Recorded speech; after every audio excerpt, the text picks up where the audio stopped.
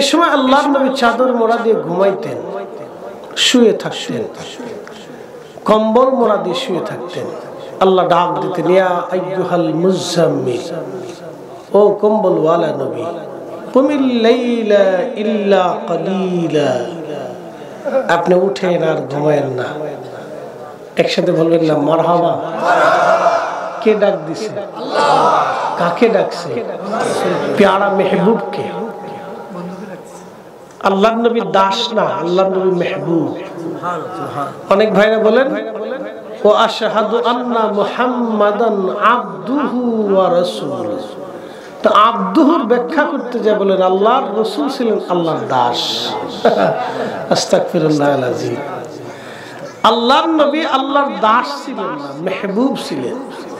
কি ছিলেন? মেহবুব। তো মেহবুব কি? আপনি আপনার বাচ্চাটাকে খুব আদর করেন, একটু ব্যথা পাইলে, কান্না করলে আপনার কলিজায় ব্যথা করে। কথা ঠিক আছে না? খুব মনোযোগ দিবেন। আপনার সন্তানটা ব্যথা পাইলে আপনি নিজে ব্যথা পান, ও কান্না করলে আপনার কলিজায় ব্যথা লাগে। যত সময় ওকে খুশি না করবেন তত সময় আপনার কাছে খারাপ লাগে, কারণ আপনার সন্তান আপনার মেহবুব। আপনার সন্তান আপনার মেহবুব। আমার রাসূল ছিলেন আল্লাহর মেহবুব। নবীজি কোন বিষয়ে মন বেজার করলে আল্লাহ সাথে সাথে নবীকে খুশি করার জন্য আয়াত নাযিল করেন। ইন্না আ'তাইনাকাল কাউসার। নবী গো, নিশ্চয়ই আমি আপনাকে কাউসারের মালিক বানাই দিয়েছি। কাফেররা রাসূলকে আবতার বলতো, আবতার। নির্বংশ বলে কষ্ট দিত। প্রিয় নবীর মন বেজার, ভালো লাগে না, মন খারাপ। আল্লাহ শুধু কাফেরদের উত্তর দেন নাই, উত্তর দেওয়ার আগে আল্লাহ তার রাসূলকে আগে গিফট দিলেন, উপহার দিলেন, মেহবুবকে আগে খুশি করলেন। খুশি করে বলেন ইন্না আ'তাইনাকাল কাউসার।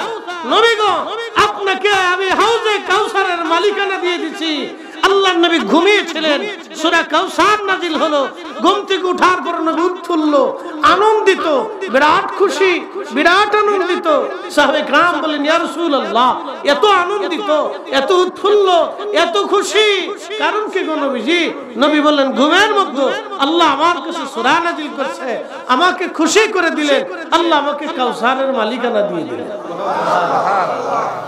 তো সাহাবায়ে কেরাম বলেন ইয়া রাসূলুল্লাহ, কাউসার কি? কাউসার তো চিনলাম। আল্লাহর নবী বলেন সাহাবীরা, কাউসার হচ্ছে জান্নাতের একটা নদী। জান্নাতু আদনিন তাজরি মিন তাহতিহাল আনহারু খালিদিনা ফিহা আবাদা।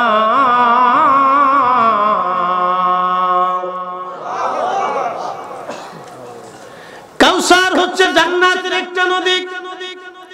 সেই নদীতে জান্নাত দিয়ে প্রবাহিত হবে নিজ দিয়ে। দুধের চাইতে সাদা হবে পানি, মধুর চাইতে মিষ্টি হবে, মিষ্টি চাইতে সুন্দর সুঘ্রাণ হবে। নদীর তলদেশ মণি মুক্তা জমরদ দিয়ে গঠন হবে। নদীর পাড়টা স্বর্ণ দিয়ে নির্মাণ হবে। নদীর দুই পারে পেয়ালাগুলি থাকবে জমরদ মণি মুক্তা দিয়ে বানানো। এই পেয়ালাগুলি থাকবে আকাশের নক্ষত্র তুল্য পরিমাণ পেয়ালা। আল্লাহর নবী বলেন আমার উম্মত, তোমাদেরকে আমি এই জান্নাতের নদীর পেয়ালার পানি পান করাবো। নদীটা হাসরের ময়দান দিয়ে প্রবাহিত হবে। একবার আমি আমার উম্মতকে এই নদীর পানি পান করাবো, জান্নাতে যাওয়ার আগ পর্যন্ত পানির তৃষ্ণা পর্যন্ত আমার উম্মতের মনে থাকবে না। একবার জোরে বলা যাবে কি মারহাবা? এখন এই নদীর পানি কারা পান করবে?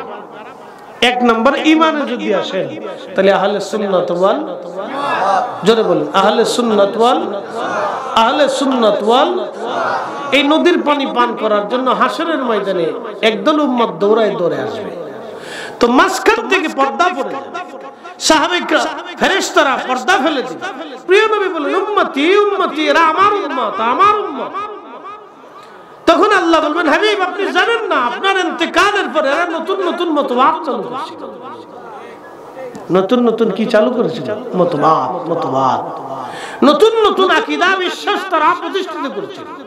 যেমন আমাদের দেশে এক নতুন আকীদা প্রতিষ্ঠিত হচ্ছে, সে আকীদার নাম হচ্ছে আল্লাহ দেহবাদী। আল্লাহর হাত আছে, পা আছে, চোখ আছে, কান আছে, আল্লাহর আকার আছে। কি বুঝলেন? আল্লাহর যদি আকার থাকে তো আকারের পরিমাণ কত? আল্লাহ যদি হাত থাকে তো হাতের পরিমাণ কত? আল্লাহ যদি চোখ থাকে চোখটা দেখতে কেমন? তো চোখ তো থাকলে চোখের একটা পরিমাণ থাকার কথা, এর ব্যাস ব্যাসার্ধ থাকার কথা, এটার ওজন থাকার কথা। তাহলে এই চোখ কে সৃষ্টি করে? তাহলে আল্লাহর ব্যাপারে প্রশ্ন এসেছে। এই জন্য লাইসা কামিসলিহি শাইউন, পৃথিবীর সব আকাইদার ইমামরা বলছেন আল্লাহর কোনো আকার নাই, আকৃতি নাই, শুরু নাই, শেষ নাই, মধ্য নাই, সামনে নাই, পিছনে নাই, উপরে নাই, নিচ নাই, আল্লাহর আলো নাই, আধার নাই, সব আল্লাহ সৃষ্টি করছেন। একসাথে বলবেন আল্লাহু আকবার। তো আরেক আকীদা বাংলাদেশে প্রতিষ্ঠিত হচ্ছে, সে আকীদার নাম হচ্ছে মুহাম্মদ সাল্লাল্লাহু আলাইহি ওয়াসাল্লামের আব্বা আম্মা দুইজন কাফের ছিল। বলেন তো কিয়ামত পর্যন্ত এই বিশ্বাস নিয়ে কেউ যদি আল্লাহকে সিজদা দেয় তার সিজদার হালত কি হবে? কিয়ামত পর্যন্ত কেউ যদি এই বিশ্বাস নিয়ে আমার রাসূলের দরজার সামনে দাঁড়ায়, রওজা শরীফে সালাম দেয় তো সালামের অবস্থা কি হবে? এই বিশ্বাস নিয়ে যদি কিয়ামতের ময়দানে আল্লাহর দরজার সামনে দাঁড়ায় যায়, হাসরের ময়দানে আমার রাসূলের সামনে দাঁড়ায় যায়, তখন নবী যদি জিজ্ঞেস করে হে আম্মা তুমি আমার আব্বা আম্মাকে জাহান্নামী বানাইয়া, জাহান্নামী বলিয়া, গালি দিয়া, কষ্ট দিয়া তুমি আমার সামনে আজকে দাঁড়াইছো, তোমার লজ্জা করে না? কি কথা কর না কেন? জবাব আছে? একসাথে বলেন জবাব আছে।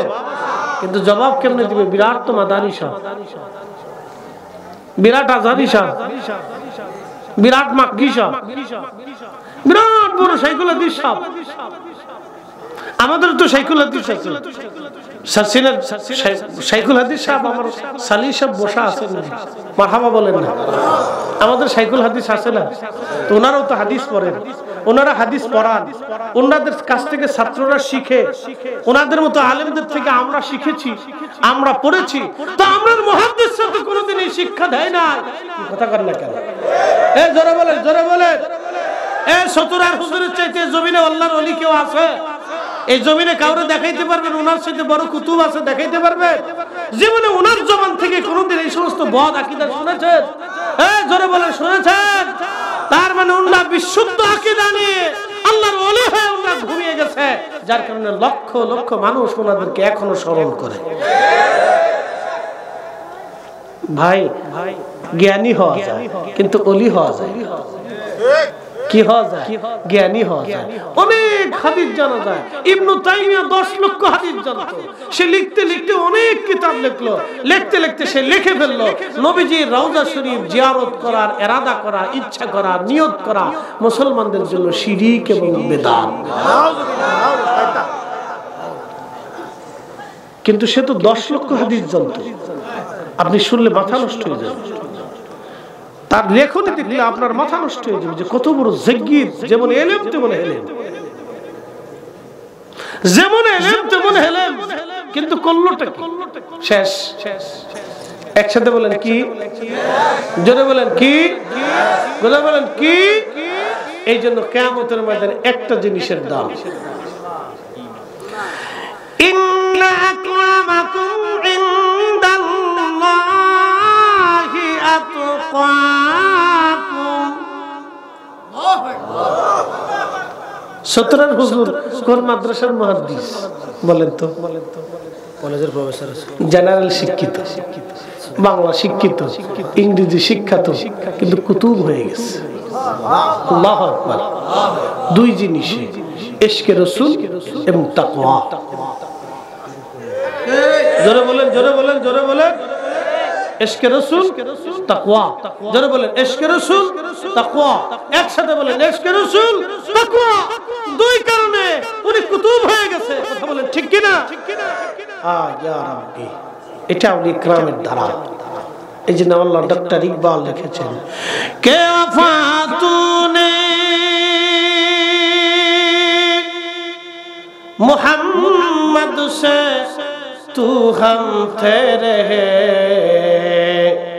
ये जा चीज ही किया लौह कलम तेरे हैं।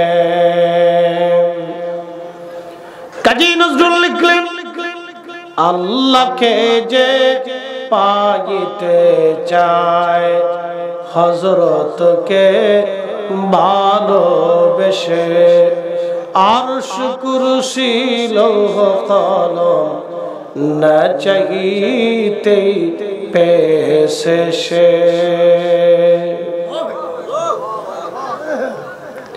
আবু বকর সিদ্দিক ফুরফুরা বিআল কুরাইশি রাহমাতুল্লাহ আলাইহি যমুনার অনেক আশিক রাসূল শাহ সুফি ফজল আলী রাসূল নওয়া রাহিমাহুল্লাহর খিদমত করেছেন। আবু বকর সিদ্দিক ফুরফুরা রাহমাতুল্লাহ আলাইহির খিদমত আমার ওই জমানার অনেক বড় মুহাদ্দিস শাইখুল হাদিস আল্লামা রুহুল আমিন বশিরহাটি রাহমাতুল্লাহ আলাইহি করেছেন। একসাথে বলবেন না মারহাবা। হযরত আল্লামা নেসার আহমদ রাহমাতুল্লাহ আলাইহি সরসিনার হুজুর খিদমত করেছেন। কথা বলেন ঠিক কি না?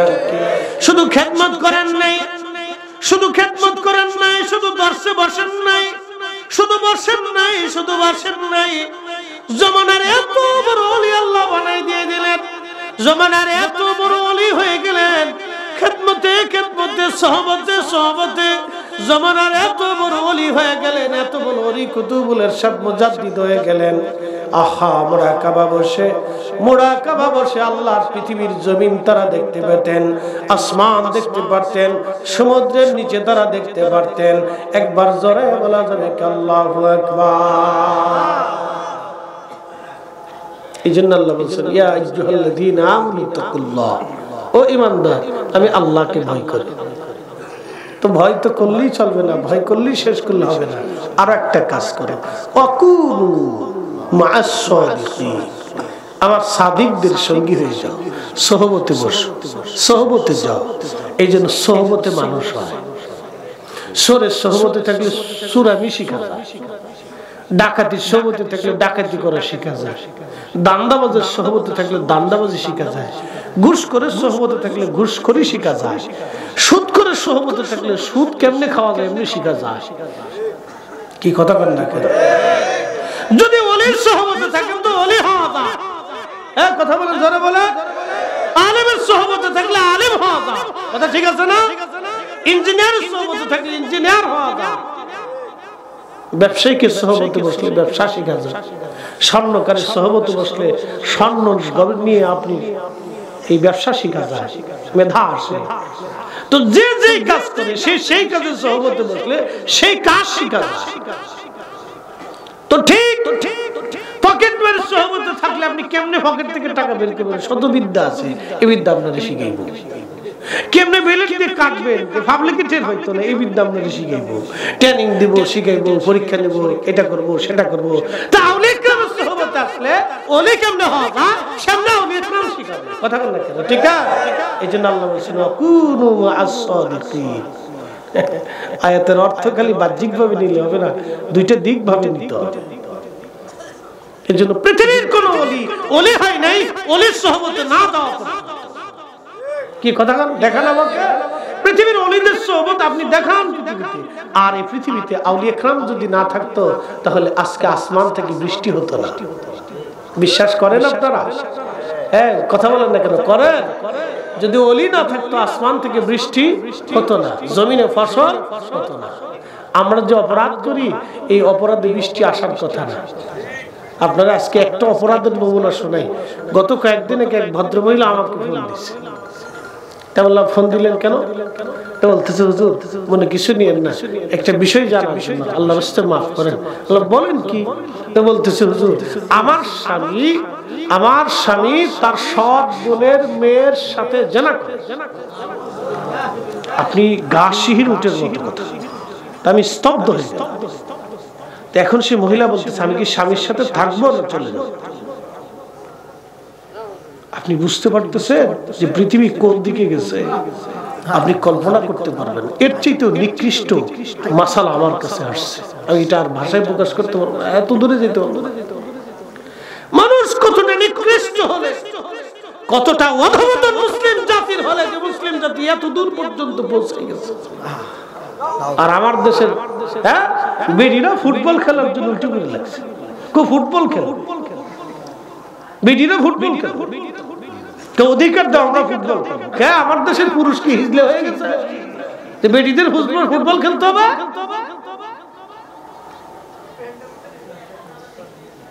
এই অবস্থা চলতেছে। এজন্য আউলিয়া কেরামের সোহবত ছাড়া মানুষ হয় না। কথা বল না কেন? প্রকৃত মানুষ হয় আউলিয়া কেরামের সোহবতে। এজন্য আউলিয়া কেরাম যতদিন জমিন আছে ততদিন প্রকৃত মানুষ হতে থাকবে। কথা বলেন ঠিক কিনা? হযরত উসমান হারুনি, খাজা বাবা আজমিরি, মুজাদ্দিদ আল-ফুসানি সিরহিন্দি, বাহাউদ্দিন লক্ষ্মণ বুখারী, বাইজিদ বুস্তামি, আরিফ আহমদি তুসি, আবুল হাসান খেরকানি, হযরত হাসান বসরি রাহমাতুল্লাহি আলাইহি, শাহজালাল আবির মুজাররদি, 360 আউলিয়া সহ পৃথিবীর যত ওলি এসেছিলেন সবাই সোহবতে ওলি হয়েছেন। কোন না কোন ওলির সোহবত তারা নিয়েছেন। এই জন্য ওলির সোহবত দরকার, ওলির সোহবত দরকার, আউলিয়া কেরামদের সোহবত দরকার, পীর মাশায়েখদের সোহবত দরকার, তাদের সংস্পর্শে আসার দরকার, তাদের কথাগুলি শোনার দরকার, তাদের দর্শে বসার দরকার, তাদের ওয়াজ শোনার দরকার, তাদের কাছে বসার দরকার। অনেকে বলতে পারেন পরকুলরা হুজুর কি পাগল হয়ে গেল, সারা রাত ওয়াজ করানোর দরকার কি?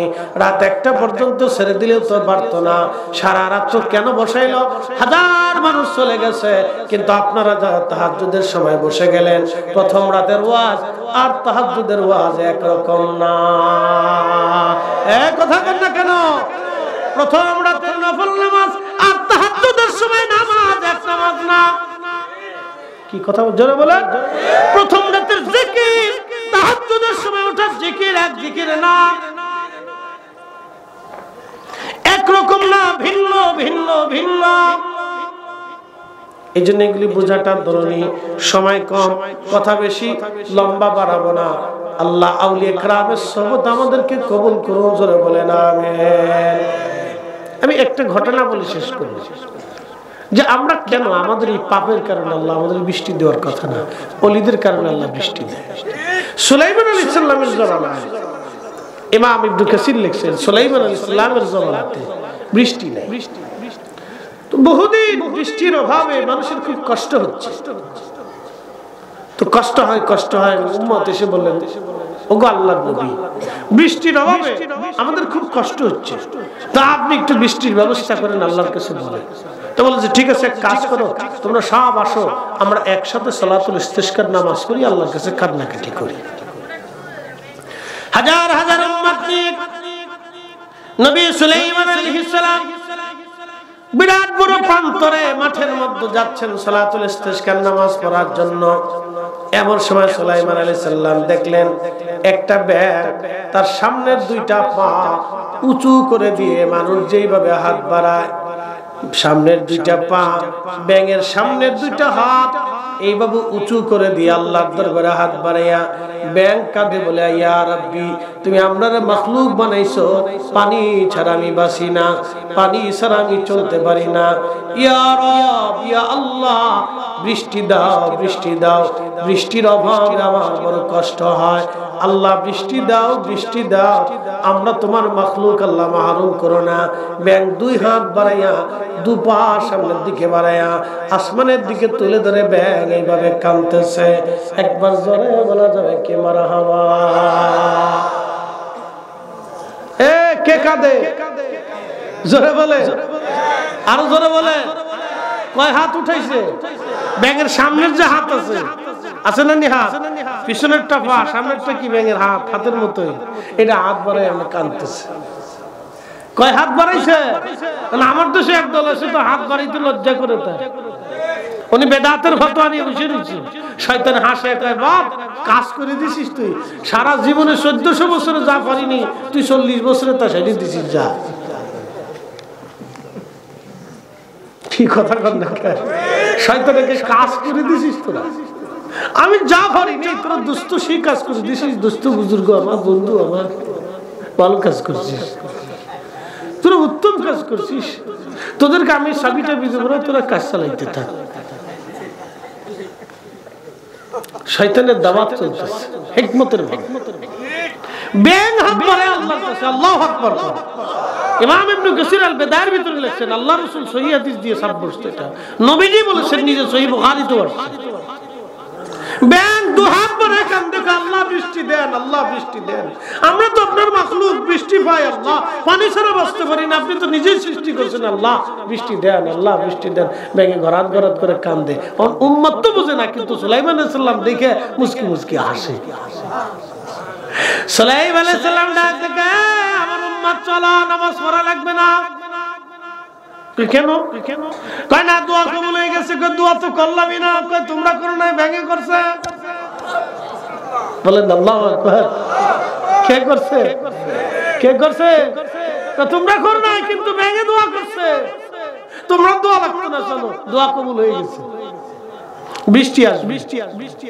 কিছু সময় পরে উম্মত সুলাইমান আলাইহিস সালামের উম্মত দেখে যে আকাশ থেকে বৃষ্টি শুরু হয়ে গেছে।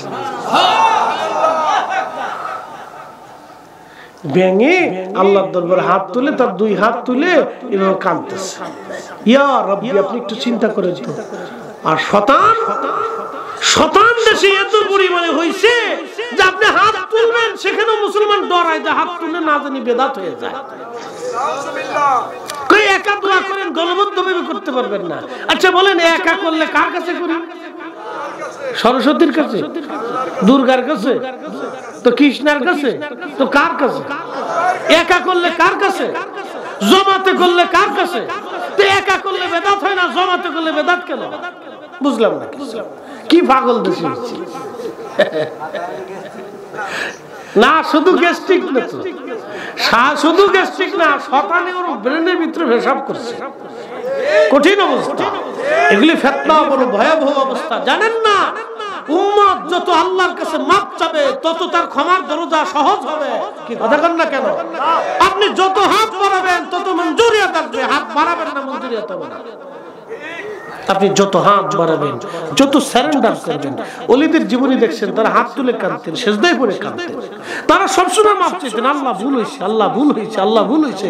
আমাদের রাসূল 70 বার ইস্তিগফার করতেন, অথচ নিজের জীবনে কোনো ভুলই নেই। তারপরে ইস্তিগফার করতেন, কারণ আল্লাহকে খুশি করার জন্য। এই জন্য দোয়া বন্ধ করাটা কত বড় জঘন্য। আজ পর্যন্ত তারা একটা পতিতালয় বন্ধ করতে পারে নাই। কি কথা বলেন না কেন? পারছে? আজ পর্যন্ত একটা পতিতালয় বন্ধ হয় নাই। আজ পর্যন্ত একটা সুদের কারখানা বন্ধ করতে পারে নাই। যে সুদ খাইলে মুসলমানের রক্ত হারাম হয়, গোশত হারাম হয়, দোয়া বন্ধ হয়, নামাজ কবুল হয় না, ইবাদত কবুল হয় না। শুয়োরের গোশত খাইয়া নামাজ পড়লে যা হয়, সুদের টাকার গরুর গোশত খাইয়া নামাজ পড়লে তাই হয়। কথা বলেন না কেন? কিন্তু আজও পর্যন্ত বন্ধ করতে পারে নাই।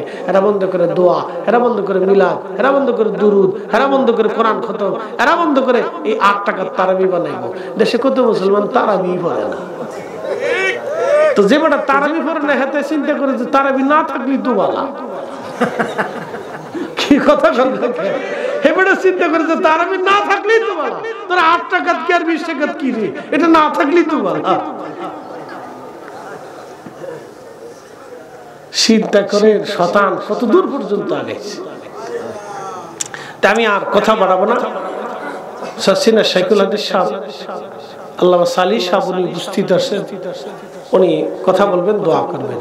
আমার থেকে অনেক অনেক বহু গুণে জ্ঞান গর্ভ কথা হযরতের কাছ থেকে শুনতে পারবেন।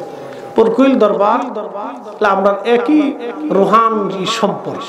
আল্লাহ এই রুহানিয়ত সম্পর্কের জন্য চিরদিন চিরস্থায়ীভাবে আখিরাত পর্যন্ত আমাদেরকে বুলন্দ করে দেন। আমরা যেন সমস্ত আউলিয়া কেরামদেরকে ভালোবাসি আল্লাহর জন্য। একসাথে জোরে বলেন, কার জন্য? জোরে বলেন, কার জন্য? আমরা সকল আউলিয়া কেরামকে ভালোবাসি কার জন্য? আল্লাহর জন্য। আমরা ওলিদেরকে ভালোই বাসি আল্লাহর জন্য।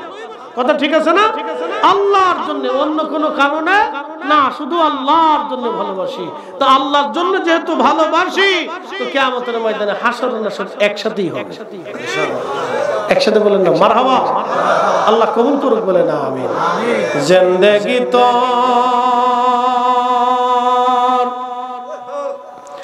যাইরে ফাঁকি দিয়া রে সোনার আদম, জিন্দেগি তো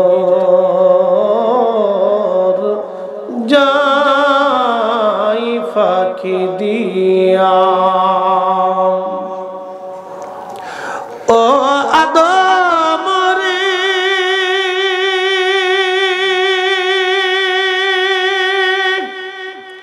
পাগ ধরিয়া গেছে দাড়ি দন্ত মাসে গোটা চারি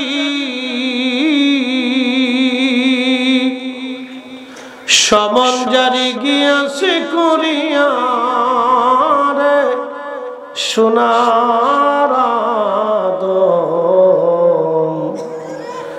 জিন্দগি তোর যাই ফাঁকি দিয়া। আসসালামু আলাইকুম রহমতুল্লাহি ওয়া বারাকাতুহু।